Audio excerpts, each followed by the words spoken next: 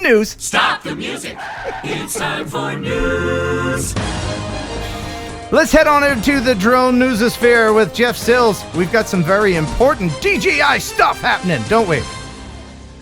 Yeah, we've got some interesting stuff that leaked out, courtesy of Geeks Fauna. I want to give credit where credit's due because he shared this information. Yes. But apparently DJI, the Inspire 3, there's been some leaked footage of not only, I guess, it in flight, but also the crashing it. So the expected release date potentially for this could be September of 2022. The videos obviously suggest that DJI is testing this new product in the field and crashing it quite a bit. The Mavic 3 has OcuSync 3 or 3 Plus. So the only other thing that we can, I guess, ascertain is that potentially this would have OcuSync 3 or something that would be better, a better transmission system. Are they crash testing this? Is this what they're doing on purpose? If they're crashing it on purpose, I don't know, but they've definitely crashed it because the pictures speak pretty clearly that they messed it up. Yeah, that looks messed up. And it doesn't look that much different than the Inspire 2, maybe a little smaller. Yeah. It definitely looks to be a little bit thinner, yeah, it looks lighter weight. Yeah. The Inspires are really heavy craft. Yeah. Well, anything else you can tell us about it there, Jeff? Not really anything else. I mean, aside from the transmission system, anything else leak-wise is probably, a guess. Okay. That's a beefy looking camera unit that's on it. Yeah. Let's watch it flying again. This is just a very short little video there, but from the air, it kind of looks Inspire 2-y.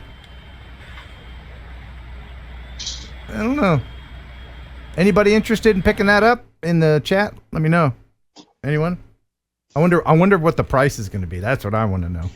Oh, yeah. No telling on that one. Hopefully we'll get some more leaks or some more information between now and September, and we'll be able to share that with you. So the other thing that we have is the new DJI Ronin RS3 Pro and the RS-C3. These are expected to be announced in June, roughly June 15th, I think is the timed event for this. So these are new gimbals. And so we'll get more information obviously from them when we get closer to the June 15th timeframe. Yeah, but isn't DJI releasing a gimbal every 15 minutes? Right? Don't they do that? So another gimbal. Right? I don't know. They make good gimbals. They do make. Have you used one of those gimbals? Me? Yeah, I have. Do you have one? I don't. Okay. But I have 10 other gimbal. I got stacks. I could build an igloo out of gimbal boxes. You know what I just saw a review for on YouTube, and I'm sure they've been out a long time. But I just watched a review on them just the other day. It just, YouTube, knowing what my interests are, I guess, popped it up.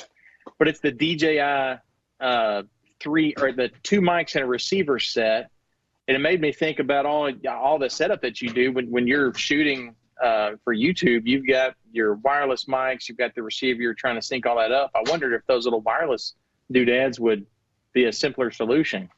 I mean, if you're okay with everything you record being sent back to China as you record it. Well, I mean, it's got to go with all the video I'm sending back to China, right? So they got to have both.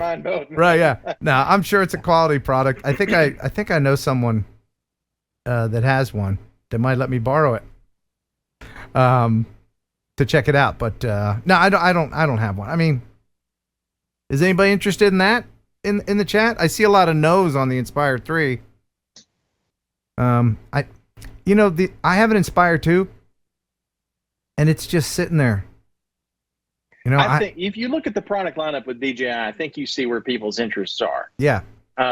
They're not making Inspires at a breakneck pace. We've all been talking about a Phantom 5 for 5 years. but they keep making them smaller and last longer and smaller and last longer and smaller and smaller. I think that's where the interest is. Yeah, and I don't know that many cinematographers, but there is certainly a market for all those larger Cinelifter type drones. Yeah, if they're using the Matrice or whatever other big platforms to do all that. Yeah, but you're going to do that when you're shooting commercials and feature films. You're not going to send up an Inspire 2 to get real estate shots or Larry's car lot, because Larry doesn't care. Larry does not care. My opinion is that I don't think we're going to see another Phantom style drone. I don't think we're going to see anything that's a hard shell drone anymore. Even the new Matrice is a foldable drone. Is it really? The whole dynamic to drones in all of the different manufacturers, I'll tell everybody's making small foldable drones. Everybody makes drones that the arms collapse. So that's the direction that they want to take.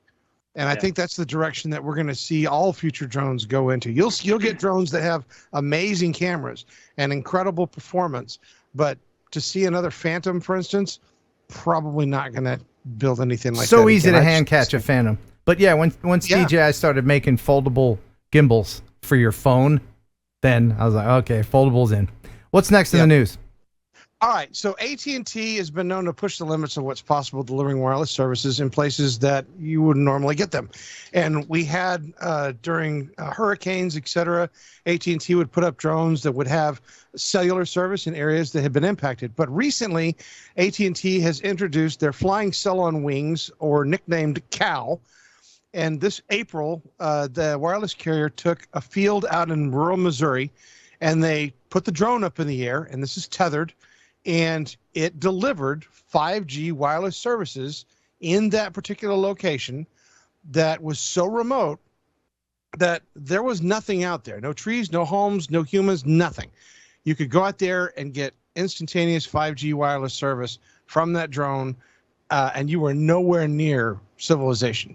And it was a perfect example of what this new system that can deliver the 5G service will be able to do. So definitely one stepping it up. And obviously, I'd look forward to seeing these used in areas where they need to be able to provide that service either on demand for emergencies and stuff. Areas where they just don't have service. Firefighters, emergency services. 20 years from now, you won't even think about where you don't get service. Yeah. Like we don't think about dial-up now, do we? Like that's in the rearview mirror. But we're old enough to remember, you guys, all of us, mostly. Whitney, I'm come on. You're a millennial, aren't you? Oh, don't insult me that way, man.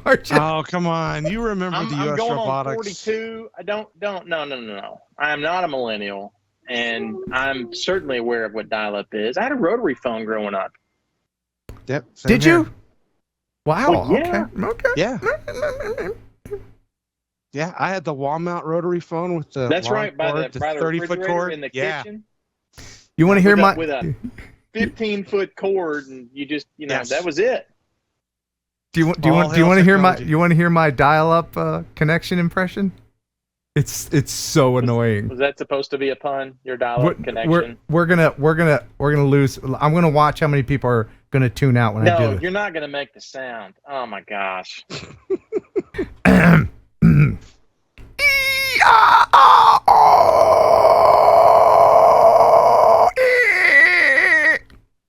We just lost 100 people. Back to you in the newsroom. Yeah. Thanks.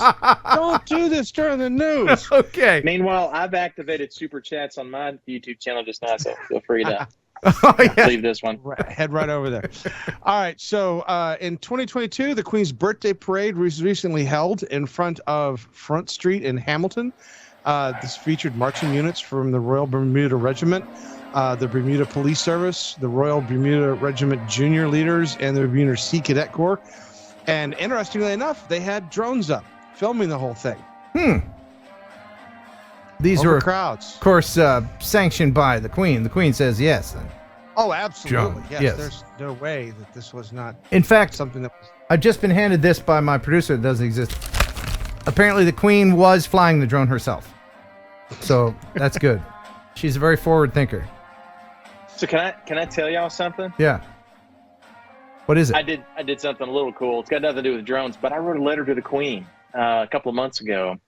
You did? Because I've got the position I have. When else am I going to have this job and be able to write a Queen celebrate, or a monarch of any place celebrating a platinum jubilee? So I wrote a note. She's actually been to Kentucky 2 or 3 times in the last 30 years. She's a big thoroughbred and horse enthusiast, and so she's come to a horse farm there in Kentucky. In Kentucky, interesting fact, Kentucky's had 2 U.S. ambassadors to Great Britain in the last 15 years or so, one under President George W. Bush, and that particular man was the owner of the farm that she came to visit and stayed there with, and the other one was under President Obama. Huh. So what did you say in your letter? What did you say? I just said, congratulations on the Platinum Jubilee. Fascinated. I find the monarchy a fascinating thing, though I'm pretty partial to our republic that we have here in operation here in Kentucky and in the United States. And if you ever have a chance to come back, I know the people of Kentucky would love to have you back and your friends at the so-and-so farm. I'll say, when you look, I just started by going to the British family, the royal family's the website there, and it tells you how to address her, how to, the salutation. At the very end, it gives some language about how you close the letter out, or how you might. It's optional language, but it says something. I'm paraphrasing, but it's I'm honored to be ever your servant, or something like that. I didn't put that language in there. I'm not a servant of the Queen. So you didn't put like P.S. XOXOXO or anything. No, not like my letters to you. Right, no, that's just for us. Okay, good. You know what? I ever since that, I was kind of on the fence about the Queen until I saw her cut her birthday cake with a sword. I think it was last year, and I was like, okay, all right, she's pretty awesome. I mean, right? Because they don't want the Queen like wielding a sword, but she's like, no, she's hacking at her cake. I thought that was hilarious. All right. Back to you. All right. Well, as part of the same celebration, the drone light company Skymagic lit up Buckingham Palace with an impressive light show that showed off a giant corgi. Oh, look at that. Yeah, it had I guess a bunch of cool. different things that were supposed to be royal symbols, and so yeah, they did a really great job. You know what really software? cool. I'm curious to know what software they use to map that out in advance. I'm sure it's some sort of proprietary. Yeah, software. Each company has their own proprietary system. Intel's the one that I think has the most elaborate of the bunch. So, because they can do some pretty hefty graphics. All right, so this one is for you, sir. Washington, D.C. Representative Mike Gallagher, alongside Representative Dina Titus, Josh Gottheimer, Peter Majeller, yesterday introduced the Drone Act, which would create a comprehensive federal criminal law prohibiting the most dangerous use of drones. And as it states, drones can be used as pieces of technology for commerce and recreation, but in the hands of a terrorist organization, drug traffickers, or irresponsible operators, they can be a threat to our homeland security, according to Representative Gallagher. The Drone Act would create federal guidelines to ensure that this technology is used responsibly and that bad actors are held accountable. The legislation is going to help prevent increased risk to public safety and national security that are associated with drones by creating a comprehensive federal criminal law prohibiting the most dangerous of uses. Most importantly, it would establish, prohibit or expressly prohibit attaching weapons to a drone. And this is something that they've introduced. Obviously, it's probably going to go through several changes and iterations. We already can't do that. We already can't put a weapon on a drone. I know we can't put a weapon on a drone, okay. But apparently they want to, I guess, reiterate that. I don't know. Murder is illegal, so let's make a law making murder illegal. I'm it's more redundant. And reading. See that now would prohibit the removal of the ID numbers or disabling of the transmission and anti-collision lights. Oh, oh my goodness! Subject anyone trying to get a. Okay, okay, that's a good one. Subject anyone trying to get a prohibited object into prison by way of a drone. We actually have that in Kentucky. And our prisons in Kentucky use certain equipment that I can't elaborate on to try to stop that very thing. We have people dropping contraband by drone. Whitney, is it lasers? Are you shooting them down with laser beams? I'm not at liberty to say. But it could be lasers. It could be. Ooh. It could be. Now listen, you were just talking about, Jeff, you were just talking about it would make it illegal to, and I know XJet is watching. Hello, XJet. We got to get you back on the show, buddy. He's fighting the fight out there in New Zealand. Oh, yeah. I always think about the FPV gang whenever this kind of stuff comes up, because it said, what was the language that you just read about? It'll be illegal to augment the drone. No, okay. So the Drone Act of 2022 would prohibit attaching weapons to a drone, right? Prohibit the willful removal of a drone's identification number or disabling of their transmission and anti-collision lights. And it would subject anyone trying to get a prohibited object into a prison by way of a drone with a 10-year prison sentence. Does this? I just they don't know. I put a link to Representative Gallagher, who is the Mike Gallagher there in Wisconsin, Rep Meyer from Michigan. I put a link to it in our Skype chat if you want to drop that in the YouTube chat, because I don't have that window open. Right. There's people are curious about that. There's two more things that are applying on this. It says apply the same penalties to drone operators who knowingly or recklessly interfere with motor vehicles, boats, or spacecraft, and those who knowingly or recklessly interfere with airplanes or runways. And it would prohibit up to a 2-year prison sentence the reckless or knowing interference of another emergency response activity, law enforcement activity, or military operation. See, look. Is that the order it is? Because it's kind of bookmarked with stuff. Yeah, I can agree with that, and I can agree with that. But then there's that stuff in the middle that unless you know, you don't know. Really key. The reckless standard it's a pretty low bar. You can easily cross the reckless threshold by a simple error. I'm also curious about the same penalties for those who knowingly, which is obvious, or recklessly interfere with motor vehicles, boats, spacecraft, or interfere with airplanes and runways. Right, that's all subjective language. It is. I tell you, it puts an extra burden on lawful operators to really cross your T's and dot your I's if you're going to operate. Because with permission and clearance and waivers and so forth, we're allowed to operate and film boats and vehicles and at near planes if all the and all the proper authorities have signed off on it and it's all planned. Yeah. But you've got to make sure you've done all that. Right. Let me do something real quick here. Let me do something real quick. Let's see here. Yeah, I think that's Gallagher. Who knows nothing about drones? This guy who's got 2 thumbs and doesn't know anything about drones. This guy. I don't know anything about him, but I think Representative Meyer might have some military experience. I could be messing that up. I mean, it's good intentions, sure, but I'll throw one thing here's into his this. biography. With all due respect to Mike Gallagher, who I don't know from Adam, served 7 years on active duty in the Marine Corps, including 2 deployments to Iraq.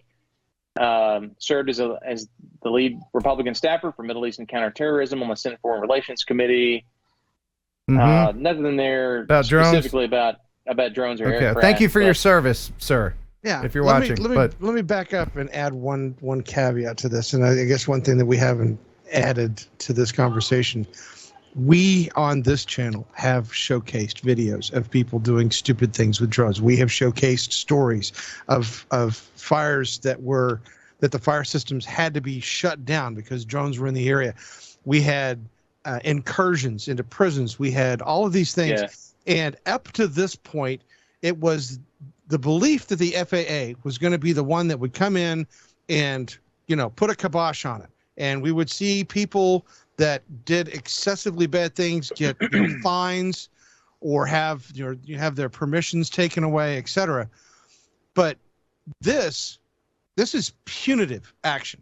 This is jail time. This is prison time for people that do these things. And admittedly, I can admit I have done stories on people that with drones that have done stupid things that, yes, they should have had prison time. I felt that they should have had prison time, but I knew that there was never a law. It all comes down to the policing. I was speaking with Geeks Vana today, and he explained to me that the CAA in the UK has deferred all policing to local police, and that's a good idea. But there's going to have to be a lot of education of the police in order for them to handle that, because a lot of police, as we know here in this country, they don't. As great as police are, let me just say, a lot of police don't care to educate themselves, and then they just have this blanket, and then it's up to you to fight it. That story right there, Ken, next week I will provide you a video that covers, or it gives you an example of just that scenario in England, and I'll provide it to you. I saw it just the other day. All right, we'll have that for you guys next week. Next in the news, Axon apparently was a company that wanted to develop a taser drone. They specifically wanted to mount them on quadcopters, and civil rights organization EFF warns against the normalization of arming drones and robots. Apparently, due to the recent school massacre in Uvalde, Texas, this company had boasted up the proposal to equip schools with these drones that they could fly into the schools and tase people with. Needless to say, I think that the fantasies around that are fairly strong. We have seen drones go into buildings and chase criminals down or to video them, etc. But the idea of them going in and tasing them, I think I'm for it. I'm for it as long as I can see the video, because these criminals, the ones that are like, I know what I'll do. I'll hide on the roof. They'll never find me up here. And then a drone comes up, a cop drone, and then if criminals didn't know which drone had a taser on it, oh boy, that would change the game. Now you're flipping the coin. Now it's okay for certain people to weaponize drones, just for the people not. Just for the entertainment part, I would watch the drone taser channel. I would watch it. 24 hours a day. I would watch that. That would be the most hilarious thing ever. Well, and this isn't the only time this has ever happened. So in the past, CEO Blake Resnick, we did a story on him where he drew attention in a social media post in December about making a drone that would track and attack people. And in an interview recently, he apologized for the idea of that project. He began when he was 16. He abandoned the project, or he abandoned 4 years ago before it was ever deployed. And blamed his immaturity and insisted he regrets on doing it. So this is one of those things that is a slippery slope. The minute you open the door for one group to be able to weaponize something, then everybody was going to want to weaponize it. Do you remember back in 2012, 13, a guy named FPS Russia? Remember that dude? Yeah. And he put machine guns on drones. I don't know if it was real or fake, but was it real? He admitted. Yeah, he admitted it was fake. Yeah, it was all CGI. But there are some people who have really done that. Yes. With real guns, and that's bad. But a taser drone, But the thing is that tasers don't necessarily always work, right? So now you have this drone that can't yank back, that can't, do anything other than just float. I just tases the guy. Had an idea. Just had a brainstorm. Okay. We need to call Jeff Bezos, and when he delivers my tube socks or whatever he's delivering, right? If you don't pay, then you get tased, right? Just put the taser on the same drone that's going to deliver the tube socks or the mustard or whatever they're dreaming of doing, right? And if you don't pay, Sydney, don't let him do any of this, please. Just put a kibosh on all of that. All right, he's making notes. Please write that down. Okay, all right. No. Right. Scratch it out. Just throwing it out there. Next in the news, Hullover Inlet Bridge recently was a scene of a tragic accident. A single-engine Cessna crashed on the bridge. The pilot, Narcisco Torres, told the air traffic controllers that he had lost engine power. He didn't know where he was going to put it down, but he's going to try to put it down right here. Those are the last things that were said from him. The plane dropped 700 feet and then crashed into a vehicle on the bridge. And I believe that there were several people that were killed. But somebody got video footage of the aftermath of this just moments after it occurred. Wow. Yeah. Now you think if I was a pilot and I was going down, I don't know, I would have aimed for the water. I don't know, softer. I don't know. Just a thought. Well, the pilot Torres was killed.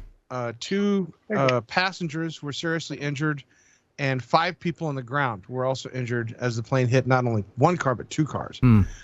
So yeah, that's some pretty interesting footage to capture right off the bat. All right, so jumping over to Ukraine, because we haven't spent any time in Ukraine over the last couple of months, right? Yeah, really? Yeah. So a skateboarding 15-year-old has been hailed as a hero of Ukraine for saving Kyiv using a toy drone. Apparently, he flew his drone up and was able to spot a column of advancing Russian vehicles. And using this toy drone, he then shared this information so that they could then defend themselves and attack this particular convoy, thus saving the city. So yeah, if you're a 15-year-old boy with a toy drone in a war zone, heck yeah, drones are doing good things. I had a lot of comments after we had the drone labs on last week that were actually weaponizing. And I just have to remind everybody that while we are playing with drones in most places of the world, and it's pretty and it's fun and it's a hobby, any kind of technology can be used for warfare. And that includes the phone that you're watching the stream on. So, don't get your panties a wad or clutching your pearls over the poor drones that are being used for nefarious purposes or not, or helping a war or whatever. It's just what happens. Who was the first guy that thought, you know what, maybe we should pull the cannon with one of these horses? It's just what you do.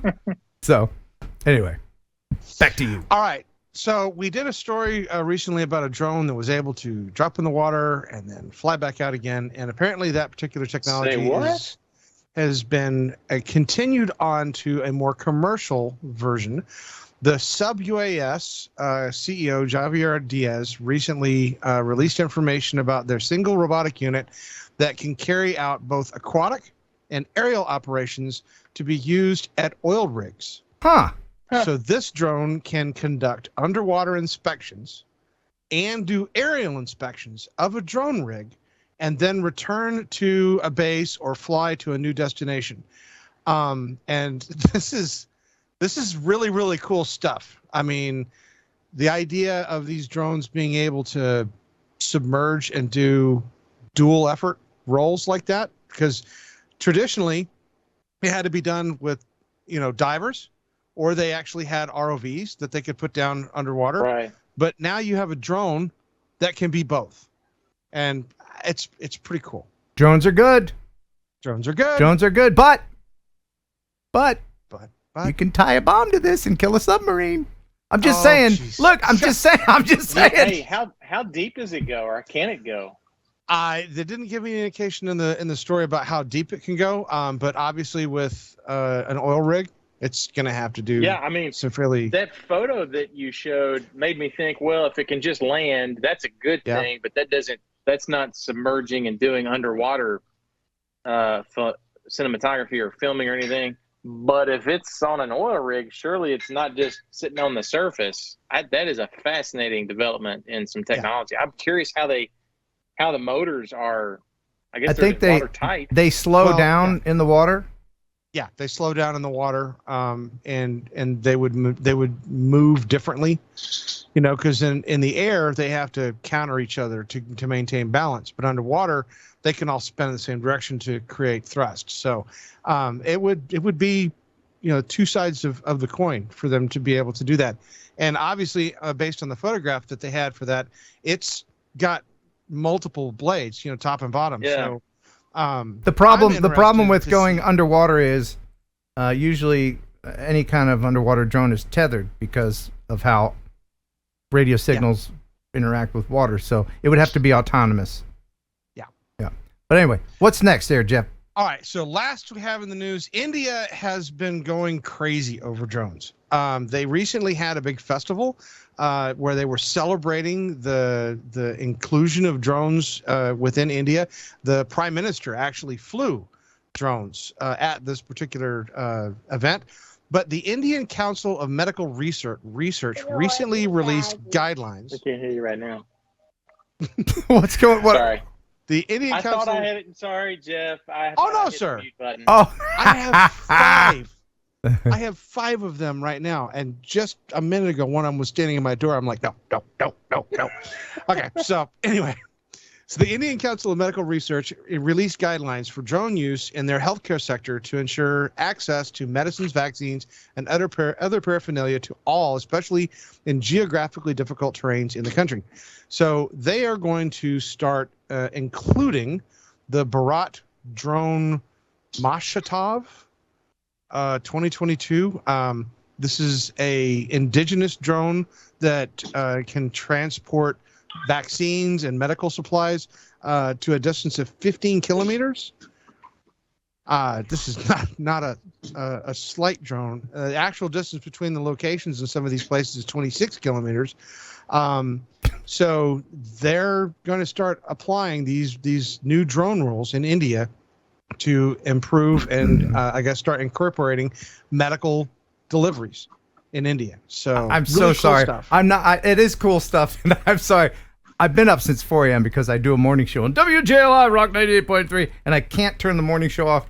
And so I was thinking of something kind of inappropriate in my head. Well, it went to your brain, didn't it? Yeah. I mean, and if I don't let it out, my tummy's gonna hurt. You know, like if you don't let the fart out, your tummy's gonna hurt. So I damn the consequences. I'm just gonna say that, you know, this drone is great technology for India to bring medical supplies and blood samples and everything, but I'm sure it can also bring your extended car warranty to you as well. Thank you very much. Good night, everybody. Thank you, everybody. It's funny because it's true. Okay. Anyway, Jeff, thank you. Jeff, you all right, buddy? Jeff, buddy. Jeff, buddy. All right. All right. Thanks, my friend. Thanks for stopping by. Now get out. We should probably mention remotepilot101.com. Isn't it a great place? Great place. It is a great place. Tell us about your place, Jason. So Remote Pilot 101, no one has prepared more Part 107 pilots than us.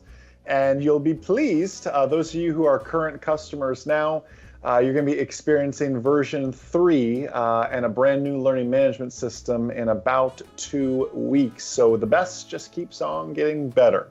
RemotePilot101.com. Use promo code Heron18, which, by the way, Ken, I can't brag on you enough. When we search promo codes, you know me, I'm all about our marketing and everything else. Heron18 is the most used promo code. Your people listen to you, Ken. Yay! Thank you, people. I appreciate that. And you've been very busy updating the lessons too, because there's not every video has gotten a facelift. There's 76 videos in there. Every single one has gotten a facelift. The course has gone from 9 hours to almost 12 hours now. There's just so much new content. We're always trying to innovate, push new content. Now with all the recurrent tests changing so much, we're like, wow, we just launched our new course. We need to fix it now. So we're back to that. I was just reviewing some of the stuff our writers sent over earlier for some of the content, and there's some more great stuff coming out here soon as well.